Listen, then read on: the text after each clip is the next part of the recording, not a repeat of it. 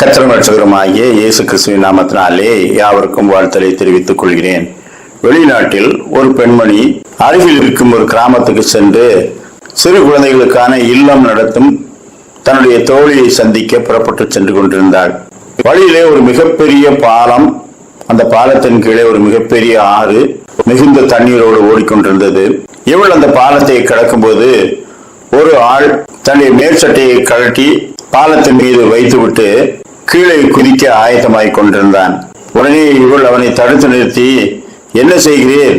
150 அடி கீழே ஓடிக்கொண்டிருக்கிறது, அதிலே குதித்து உயிர் விட வேண்டும் என்றால் சட்டையோடு குதிக்க வேண்டியதானே, ஏன் இப்படி செய்கிறீர் என்று கேட்டான். உடனே அவன் சொன்னான், இந்த சட்டை யாருக்காவது பயன்பட்டு போகட்டும், நான் தற்கொலை செய்து கொள்ளப் போகிறேன் என்று குதிக்க போனவனே அவள் பிடித்து விசாரித்தாள். அப்பொழுது அவன் சொன்னான், நானும் எனது மனைவியும் பட்டணத்தில் உள்ள ஒரு கல்லூரியில் படிக்கும் போது காதலித்து திருமணம் செய்து கொண்டோம். அவளுக்கு இந்த ஆற்றின் அருகே உள்ள ஒரு கிராமம் தான். அந்த கிராமத்திலே அவள் ஒரே மகள் என்பதனால் அவளுடைய பெரிய பண்ணையை பார்த்து கொள்ளும் பொறுப்பை அவருடைய பெற்றோர் எங்களிடத்தில் ஒப்படைத்து விட்டு மறித்து விட்டார்கள். எனவே நாங்கள் அந்த பெரிய பண்ணையை விஸ்தாரமாக்கி அதிலே வசித்து வந்தோம். அவள் நல்ல கிறிஸ்தவள், அருமையாக பாடுவாள், என்னிடத்திலே மிகுந்த காதல் கொண்டிருந்தாள். ஆனால் நான் குடிப்பழக்கத்துக்கு அடிமையாகி கொஞ்சம் கொஞ்சமாக அவளை விட்டு தூரமாய் போக ஆரம்பித்தேன். அப்படியும் என்னை நேசித்து அனுதினமும் என்னோடு பேசுவாள். எனக்கோ சுதந்திரமாக இருக்க வேண்டும் என்ற ஒரு தாகம் ஏற்பட்டு ஒரு நாள் சொல்லாமல் கொள்ளாமல் அவளை விட்டுவிட்டு நான் பட்டணத்துக்கு சென்று விட்டேன். அப்படி போய் 10 ஆண்டுகள் அங்கும் இங்கும் வேலை செய்து அனுதினமும் போதையிலும் போதை மருந்துகளிலும் சிக்கிக் கொண்டு கிடந்தேன். கடுமையான போதை வஸ்து ஒன்றை உட்கொண்டு விட்டு நான் கிறங்கி போய் கிடக்கும் போது ஒரு போதகர் என்னை தூக்கி அருகில் உள்ள மருத்துவமனையில் சேர்த்து விட்டு போனார். அங்கே உள்ள டி அடிக்ஷன் சென்டரிலே வைத்து என்னை பராமரித்தார்கள். அதற்கான செலவை அவர் கொடுத்து விட்டார். ஆனாலும் அவர் யார் என்று என்னால் கண்டுபிடிக்க முடியவில்லை, அவர்களும் சொல்லவில்லை.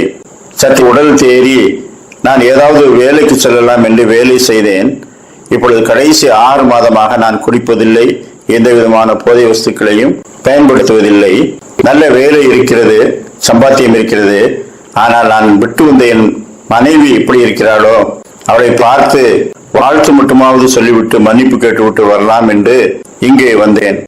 அது எந்த கிராமம் என்பது எனக்கு மறந்து விட்டது. ஆனால் இந்த ஆற்றுக்கு அருகில் தான் இருக்கிறது, இந்த மலைக்கு அருகில் தான் இருக்கிறது. எனவே கடந்த 1 வாரமாக கிராமமாக நான் சென்று தேடி பார்த்து விட்டேன், அவளை கண்டுபிடிக்க முடியவில்லை. எனவே நான் தற்கொலை செய்து கொள்ளலாம் என்று முடிவு செய்து அதற்கான வேலையிலே ஈடுபட்டிருக்கின்றேன். நீங்கள் என்னை விசாரித்து காப்பாற்றி இருக்கிறீர்கள் என்று சொன்னான். என் மனைவியின் பெயர் என்ன? நானும் கூட சேர்ந்து தேடுகிறேன் என்று இவள் சொன்னாள். அப்பொழுது அவள் பெயர் எலிசபெத் என்றான். ஐயோ, அவளை பார்ப்பதற்காகத்தான் நான் போய்கொண்டிருக்கின்றேன். அவள் வேறு திருமணம் செய்து கொள்ளாமல் அந்த பண்ணையிலே ஒரு ஆதரவற்ற குழந்தைகளுக்கான இல்லத்தை துவக்கி அந்த பண்ணையையும் அந்த இல்லத்தையும் பராமரித்து வருகிறாள்.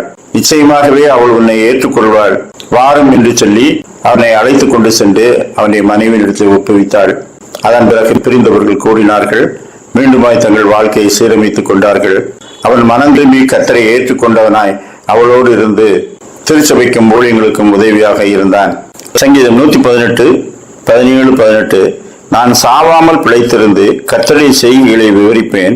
கர்த்தர் என்னை வெகுவாய் தண்டித்தும் என்னை சாவுக்கு ஒப்புக் கொடுக்கவில்லை. யோவான் 6:37 பிதாவானவர் எனக்கு கொடுக்கிற யாவும் என்னிடத்தில் வரும், என்னிடத்தில் வருகிறவனை நான் புறம்பே தள்ளுவதில்லை.